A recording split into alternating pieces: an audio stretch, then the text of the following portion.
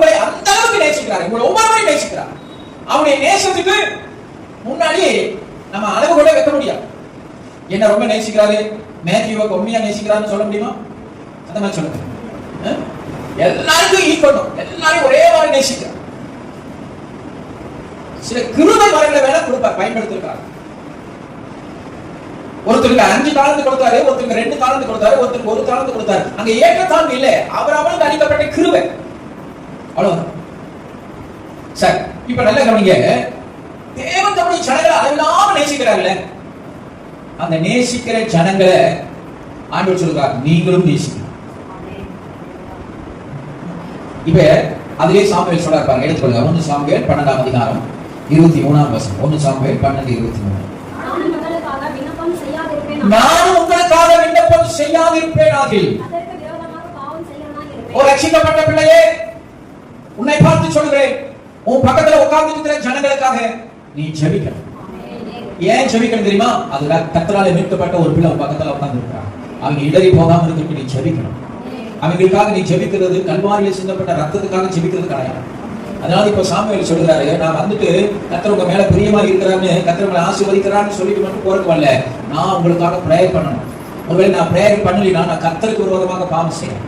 நீங்க விபச்சாரம் ரட்சிக்கப்பட்டு சபையில உட்கார்ந்து தேவ பிள்ளைகளை பார்த்து சொல்றேன், நீ பாவம் செய்யலாம், திருடுற, அக்கிரமம் பண்ணேன்னு சொல்லுங்க. நீ இந்த சபைக்காக ஜெபிக்கினாலே அது உன் மேல கர்த்தருக்கு விரோதமா நீ பாவம் செய்யணும். உன் பக்கத்துல உட்கார்ந்து இருக்கிற பிள்ளைக்காக நீ ஜெபிக்கல, இந்த ஊழியக்காரனுக்காக நீ ஜெபிக்கல, அல்லது நான் உங்களுக்காக ஜெபிக்கலைன்னா கர்த்தருக்கு முன்பாக நான் பாவம் செய்கிறவனா இருப்பேன். பரலோகம் வர்றது ரொம்ப கடினம். அதை சுருக்கமா ஆண்டவர் சொல்லிட்டாரு, கண்ட சகோதரனிடத்தில் அன்பு கூறாதவன் காணாத தேவனிடத்தில் என்ன செய்ய முடியாது? அன்பு கூற முடியாது. ஆலயத்துல வருகிற எத்தனை பேர் உனக்கு தெரியும்? அதுக்காக கொஞ்சம் குழாவி ரவுண்ட் கட்டிட்டு உட்கார்ந்துட்டு பேசணுங்கிற அவசியத்தை சொல்லல. ஆமென். அதுக்காக எல்லாத்தையும் எல்லாரும் இது பண்ணிட்டு போகணும்னு சொல்லல. ஆமா, தெரிஞ்சு வச்சுக்க. யார் நம்ம சபைக்கு வராங்க தெரிஞ்சு வச்சா போதும். அவங்களுக்காக இரவுல கொஞ்ச நேரம் ஜெபம் பண்ணுங்க. அவங்க பிரச்சனை என்னன்னு தெரியுமா? லைட்டா தெரிஞ்சு வச்சுக்க. சும்மா மூக்க உழைச்சு A to Z உனக்கு தெரியணுங்கிற அவசியம் இல்லை. ஒரு குடும்பத்துல இருக்கிற எல்லா பிரச்சனையும் உனக்கு தெரியணுங்கிற அவசியம் இல்லை. ஆமென். கொஞ்சம் சொல்லி, வாயில சொல்லி, கடன் பிரச்சனைகள், அவங்க வாழ்க்கையில் இருக்கிற காரியங்களுக்காக சொல்லி ஜெபம். சாமுவேல் சொல்றான் அந்த வார்த்தையை மறுவாசிங்க, நான் உங்களுக்காக, நான் உங்களுக்காக சொல்லுங்க, எல்லாம் சொல்லுங்க, நான் உங்களுக்காக விண்ணப்பம் பண்ணாதிருந்தால் கர்த்தருக்கு முன்பாக நான் என்ன செஞ்சேன்? பாவம் செய்கிறவனாய் இருப்பேன். ஏன் பாவம்?